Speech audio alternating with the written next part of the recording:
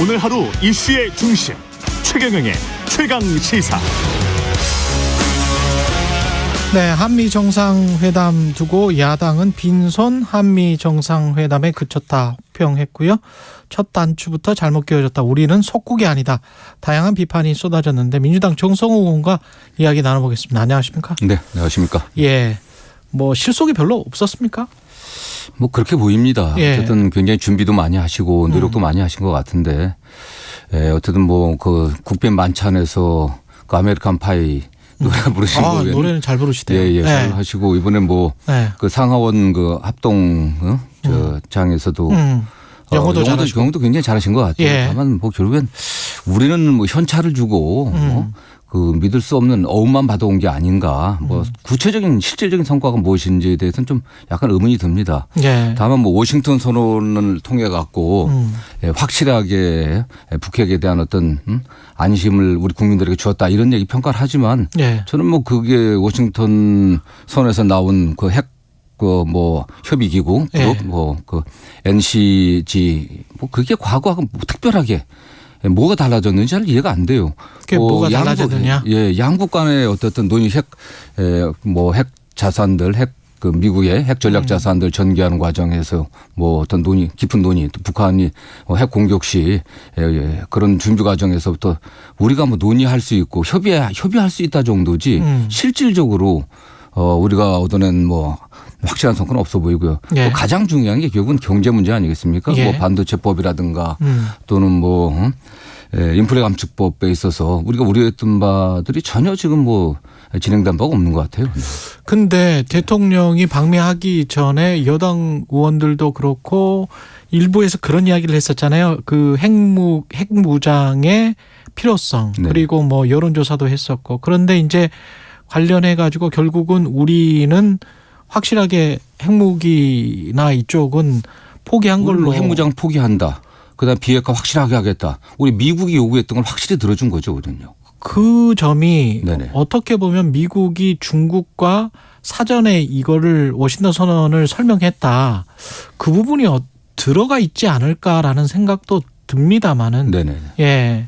어떻게 보면 그 면에서 그 워싱턴 선언 전에 이 내용에 관련해 갖고 중국에 사전 브리핑했다는 얘기가 지금 미국 고위 당국자도 얘기를 했거든요. 그렇죠. 사실은요. 저는 그게 뭐냐 우리 측에서 그걸 양해를 했는지 모르겠습니다. 만약 우리 측에 양해 없이 양 정상회담의 내용을 제3국에 사전에 브리핑한다는 게 그 외교적으로 인정될 수 있는 건지 전 의문입니다. 사실은요. 그것도 좀 그래요. 이상하고. 그렇고 오히려 그런 면에서 중국과 미국은 상당히 뭐 어쨌든 반도체 문제 때문에 그냥 긴장 관계가 있고 사실 뭐 미국의 어떤 세계적 패권을 좀 강화하는 과정 아니겠습니까? 그런 과정에서 상당히 대립하고 있는데 중국에게 지금 대만 문제에 관련해서도 한국이 확실히 미국 입장에 서 있다. 뭐 그런 걸 오히려 우리가 미국이 분명하게 한 게 아닌가. 한국에 더 기대하지 말아라. 뭐 그런 메시지를 준 거 아닌가 그런 의심도 좀 해보고 싶습니다. 그리고 좀 우려가 되는 거는 경제 문제하고도 관련하고 뭐 안보하고도 관련합니다만 인도 태평양 쪽 대만 쪽 이쪽을 우리한테 자꾸 떠넘기는 게 아닌가. 우리가 뒤에 있었는데 떠밀어서 앞으로 나가게 하는 게 아닌가. 그래서 우리가 중국과 직접적으로 경제적으로도 그렇고 좀 외교적으로도 좀 곤란한 상황으로 내모는 거 아닌가 그런 생각도 좀 들고요. 미국 가시기 전에 로이터 통신과의 어쨌든 대통령 그 대화하시면서 사실 그 당시는 뭐 직접 대만 언급하지 않았습니까? 대만 문제를 언급했는데 그걸 이번엔 인도 태평양 지역에 있어서의 어쨌든 현상 변경 반대한다고 했는데 뭐 같은 내용 아니겠습니까? 사실은 그게 저는 뭐 크게 의미의 차이는 없다고 보고 있습니다. 그런 의미에서 자꾸 우리가 말씀하신 것처럼 중국과의 어떤 경제적 관계가 굉장히 크지 않습니까? 지금 중국 내에 중국에 진출한 한국 기업들이 굉장히 위기의식을 많이 느끼고 있거든요. 국내 주식시장이 그냥 그대로 반영되고 있는 그런 상황입니다. 그런 상황에서 어떻게 보면 미국은 또 중국과 그런 긴장 관계에 있으면서도 중국과의 그 실질적인 소비재 그 교육 관계는 전혀 줄어들고 있지 않습니다. 여전히. 그런 관계는 미국만 실리를 취하고 우리는 모든 위험을 우리가 감수하는 그런 상황이 된 것 같다는 느낌을 받고 있습니다. 정상회담 전에 이제 미국 언론이랄지 다른 언론들과의 인터뷰 때문에 지금 아까 로이터도 말씀을 하셨습니다마는 MBC 방송과의 인터뷰에서도 친구와 친구를 염탐하냐 있다라고 하니까 국가 간에는 좀 괜찮은 것 같다. 뭐 이렇게 이야기를 해버렸거든요. 저는 그게 예. 이해가 안 됩니다, 사실. 예. 어떤 나라 대통령이 그런 식의 말씀을 할 수 있을는지 저는 뭐 이해가 안 되는 거고요. 당연히 도청은 국내 불법 아니겠습니까? 네. 지적을 하고 잘못 지적하고 사과를 요구하고 재발 방지를 요구했어야 되는 거 아니겠습니까? 정말 친구라고 한다면은 친구가 잘못했을 때 그 잘못된 것을 지적하고 사과를 요구하고 재발 방지를 요구하는 게 그게 친구고 만약 그걸 우리가 문제 지적을 했다고 해서 한미 간의 신뢰가 깨지고 동맹 관계가 깨지겠습니까? 그럼 친구가 아니죠. 예. 말이 안 되는 얘기 아니겠습니까? 예. 저는 그런 면에서 오히려 이 문제를 대통령이 적극적으로 지적해 갖고서 한미 그 정상회담의 어떤 뭔가 지뢰 때 우리가 뭔가 유리한 걸 얻어낼 수 있는 그런 카드로 써야 되는 거죠. 그게 외교 전략 아니겠습니까? 근데 그 카드로 적절히 활용하지 못했다. 네네. 예. 좀 부끄러운 일이죠, 사실. 예. 민주당 이야기로 좀 넘어가 보겠습니다. 그 정성 의원님 그 전당대회 돈봉투와 관련해서 네네. 기름값 식대 수준이라고 말한 거는 이거는 사과를 하셨군요. 근데 그 당시 제가 예. 얘기한 취지의 핵심은 예. 정말 이게 사실이라고 하면 대단히 부끄러운 일이고 국민들에게 사과한다라는 말이 먼저 했습니다. 먼저 했어요. 먼저 그 예. 얘기를 하고서 전체적인 맥락을 보면 제가 정말 국민들에게 죄송하다고 사과를 하고요. 예. 다만 대개 그 전당대 캠프를 가보면 수십 명의 그 실무자들이 있고 예. 제가 뭐 그 배경 설명은 안 했지만 대개 그런 사람들 그런 비용으로 쓰지 않았겠나 그런 추측성 얘기를 했는데 어쨌든 예. 무슨 뭐 밥값이 300만 원이나 쓰냐 기름값이 300만 원 쓰냐고 제가 예. 굉장히 그 많이 여러분들에게 혼났습니다. 사실 예. 비판을 많이 받았는데 그런 점에서 제가 예. 어쨌든 그 자체가 부끄러운 일 아니겠습니까? 그렇죠. 300만 원이든 50만 원이든 사실은 부끄러운 일이죠, 사실요. 돈을 주고 이제 네. 매수를 하려고 했다는 것 자체가 그런 일이 옛날에 우리 뭐 50년대나 있었지 지금은 부끄러운 일이고 예. 어쨌든 그게 뭐 실비를 썼든 뭐를 썼든 간에 예. 법이 허용되지 않는 거이기 때문에요. 그렇죠. 저는 뭐 우리 민주당이 뭐 변명의 여지가 없고 저도 뭐 그게 그런 병에 썼다는 그 자체는 제가 부인하는 게 아니고요. 뭐 표현이 적절치 못했다 국민들에게 사과를 했습니다. 근데 그 송영길 전 대표를 약간 좀 엄호하는 듯한 그런 발언들이 나왔었잖아요. 김민석 전 의원, 네네. 김민석 의원도 네네네. 그렇고 그 뭐였죠? 물력이 없다. 물력이 적다. 예. 그런 이야기를 했었는데 이게 이제 하태경 의원은 이런 식으로 저격을 하더라고요. 어제 돈봉투 의혹과 관련해서 송영길 전 대표가 사실상 낙천권을 가졌기 때문에 그러니까 송영길 전 대표가 어떤 의원실에 돈을 줬다라고 말하면 사실상 그 사람은 공천을 못 받는 것 아니냐. 네. 그러니까 송영길 전 대표에 대해서 조심하는 건 아니겠느냐 뭐 이렇게 이야기를 하는데 저는 뭐 하태경 의원의 네. 그 상상력이 좀 대단한 것 같다는 생각이 듭니다. 상상력이 대단하다. 저는 네. 송 대표가 그 당시 네. 전당대회 나갔는데 전국에 240개가 넘는 지역위원회 다녀야 되고 토론회 준비해야 되고 언론 인터뷰 준비해야 되고 되게 그런 거 생각할 시간은 별로 없었을 거라고 저는 생각합니다. 그게. 다만 오히려 중간에서 역할을 했다고 알려진 지금 이정근 전 사무부총장이 예. 좀 과장되게 얘기하지 않았나 그런 측면도 저는 예상해 볼 수 있다고 보고 있고요. 예. 다만 그 문제는 뭐 수사 통해서 밝혀질 거고 예. 송영길 대표가 하루 이틀 정치한 분이 아니지 않습니까? 30년 넘게 민주당과 함께 해왔는데 그런 걸 갖고서 소위 말하면 어떻게 보면 장난질을 할 그럴 사람은 아니죠. 그게. 네. 근데 이제 수사가 계속 진행되면 진행될수록 어떤 네네. 국회의원들 이름은 나올 것이고 그러면 그게 이제 민주당에게 분명히 타격은 갈 거란 말이죠. 저는 그런 의미에서 검찰이 좀 네. 신속하게 수사할 필요성이 있다고 보고 있습니다. 이미 이 네. 녹취 파일이 나온 게 지난해 8월인가 9월 정도거든요. 그리고 이러한 내용들을 파악한 게 상당히 오래전이라고 좀 알려져 있습니다. 그렇다고 네. 하면 검찰이 시기 조절한다고 하는 그런 의심을 받지 않으려고 하면 신속하게 수사를 해야 되지 않겠어요? 더군다나 이정근 사무부총장 같은 경우는 그 알선 수재 혐의로 3년 구형을 했는데 4년 6개월 선고를 받았습니다. 오죽한 판사들이 검사들이 구형한 양의 한 절반 정도에서 되게 양형을 결정하는데 오히려 50%를 갖다가 늘렸습니다.